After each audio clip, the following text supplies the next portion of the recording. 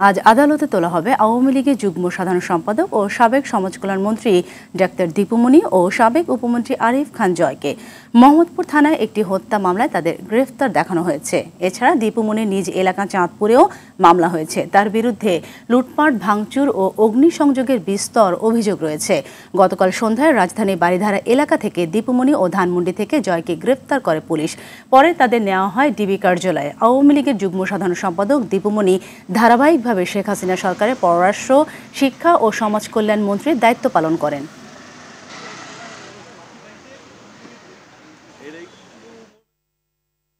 দর্শক, ডিবি কার্যালয়ে আছেন আমাদের সহকর্মী ইকবাল অনেক, সরাসরি যুক্ত হচ্ছেন তিনি। অনেক জানাবেন, দীপুমনি ও জয়কে কখন নাগাদ আদালতে তোলা হবে আর পুলিশ কি বলছে সংশ্লিষ্ট বিষয়ে? সাথী, আপনি যেমনটি বলছিলেন যে সাবেক সমাজ কল্যাণ মন্ত্রী ডাক্তার দীপুমনি এবং সাবেক উপমন্ত্রী আরিফ খান জয় কিন্তু ডিবি কার্যালয়ে রয়েছেন। তাদেরকে কিন্তু গতকাল ডক্টর দীপুমনিকে মোহাম্মদপুরের একটি মামলায় গতকাল বারিধারা ডিওএসএস এলাকা থেকে গ্রেপ্তার করেছে ঢাকা মহানগর গোয়েন্দা পুলিশ। তারা কিন্তু এই মুহূর্তে এই ডিবি কার্যালয়ে রয়েছেন। তো আমরা যতটুকু জানতে পেরেছি যে তাদেরকে দুপুর ৩টা নাগাদ আদালতে প্রেরণ করা হবে। কিছুক্ষণ আগে কিন্তু আমরা লক্ষ্য করেছি একটি আসামি বহনকারী যে প্রিজন ভ্যান রয়েছে সেটি ডিবি কার্যালয়ের ভিতর প্রবেশ করতে আমরা দেখেছি। হয়তোবা আর ঘণ্টাখানিকের মধ্যে তাদের যে কার্যক্রম রয়েছে সেটি শেষ করে তাদেরকে আদালতের উদ্দেশ্যে নেওয়া হবে।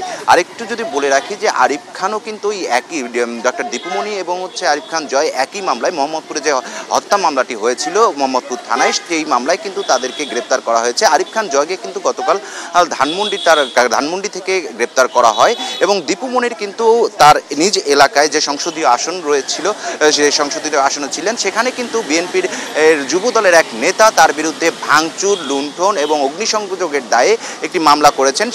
এখানে ইন্ধনদাতা হিসেবে তার বড় ভাই রয়েছেন, সেও কিন্তু এই মামলার আসামি রয়েছেন। মামলার আসামি সহ প্রায় 510 জনের মতো নাম উল্লেখ করে এবং অজ্ঞাত 1200 জনের মতো নাম দিয়ে আসামি করা হয়েছে।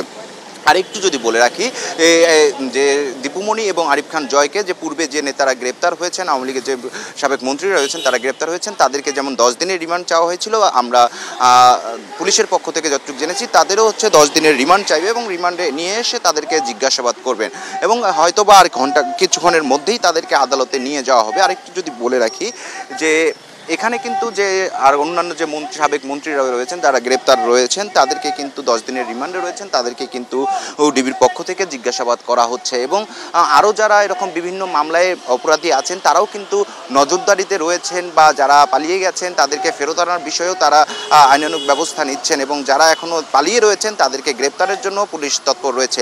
এই ছিল আমার কাছে ডিবি কার্যালয় থেকে সবশেষ অবস্থা। সাথী, ধন্যবাদ আপনাকে।